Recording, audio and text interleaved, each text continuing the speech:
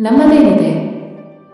ಒಬ್ಬ ವ್ಯಕ್ತಿ ಸಾಯುತ್ತಾನೆ, ದೇಹದಿಂದ ಆತ್ಮ ಹೊರಬರುತ್ತದೆ. ಸುತ್ತಲೂ ನೋಡಿದರೆ ದೇವರು ತನ್ನ ಕೈಯಲ್ಲಿ ಒಂದು ಪೆಟ್ಟಿಗೆಯೊಡನೆ ಬಂದು ನಿಂತಿರುತ್ತಾನೆ. ಸತ್ತಿರುವ ವ್ಯಕ್ತಿ ಮತ್ತು ದೇವರ ನಡುವೆ ಸಂಭಾಷಣೆ ಹೀಗೆ ಸಾಗುತ್ತದೆ.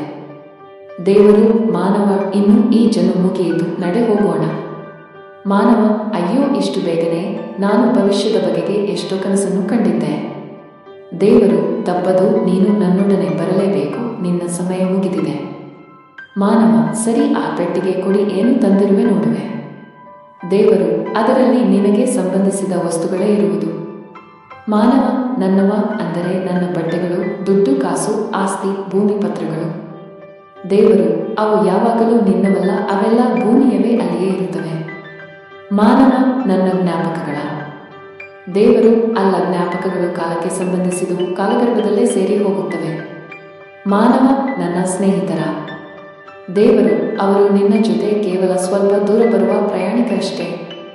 ಮಾನವ, ನನ್ನ ಹೆಂಡತಿ, ಮಕ್ಕಳ.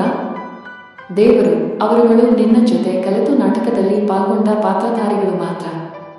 ಮಾನವ, ಹಾಗಾದರೆ ಅದರಲ್ಲಿ ನನ್ನ ಶರೀರವಿರಬಹುದಲ್ಲವೇ? ದೇವರು, ತಪ್ಪು, ಅದು ಮಣ್ಣಿಗೆ ಸಂಬಂಧಪಟ್ಟದ್ದು, ಮಣ್ಣಿಗೆ ಹೋಗಿ ಸೇರುತ್ತದೆ. ಮಾನವ, ಹಾಗಾದರೆ ನನ್ನ ಆತ್ಮವೇ? ದೇವರು, ಅದು ನಿನ್ನದು ಹೇಗಾಗುತ್ತದೆ, ಅದು ನನ್ನದು.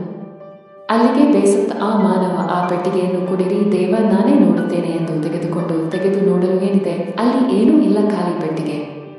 ಮನುಷ್ಯ ತನ್ನ ಆಯಸ್ಸು ಮುಗಿದ ಮೇಲೆ ತನ್ನೊಂದಿಗೆ ತೆಗೆದುಕೊಂಡು ಹೋಗುವುದು ಏನೂ ಇಲ್ಲ ಎಂದು ತಿಳಿಸುವುದಕ್ಕೆ ದೇವರು ಈ ಖಾಲಿ ಪೆಟ್ಟಿಗೆಯನ್ನು ತಂದಿರುವನೆಂದು ಅರ್ಥವಾಯಿತು.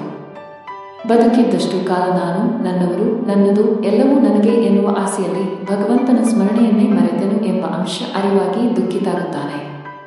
ಮಾನವ, ಕಡೆಯ ಬಾರಿ ಕೇಳುತ್ತಿದ್ದೇನೆ, ದೇವರೇ ನನ್ನದು ಎನ್ನುವುದು ಏನಾದರೂ ಇದೆಯಾ? ಯಾವುದಾದರೂ ಇದೆಯಾ? ದೇವರು, ಖಂಡಿತ ಇದೆ. ನೀನು ಜೀವಿಸಿದ ಪ್ರತಿಕ್ಷಣವೂ ನಿನ್ನದೇ. ಆ ಅವಧಿಯಲ್ಲಿ ನೀನು ಗಳಿಸಿದ ಒಳ್ಳೆಯದು ಕೆಟ್ಟದ್ದು ಎಲ್ಲದವರ ಫಲ ನಿನಗೆ ಸಲ್ಲುವುದು. ಅದಕ್ಕೆ ಪ್ರತಿಕ್ಷಣ ಒಳ್ಳೆಯದನ್ನು ಮಾಡು, ಒಳ್ಳೆಯದನ್ನೇ ಯೋಚಿಸು, ಒಳ್ಳೆಯದನ್ನೇ ಚಿಂತಿಸು.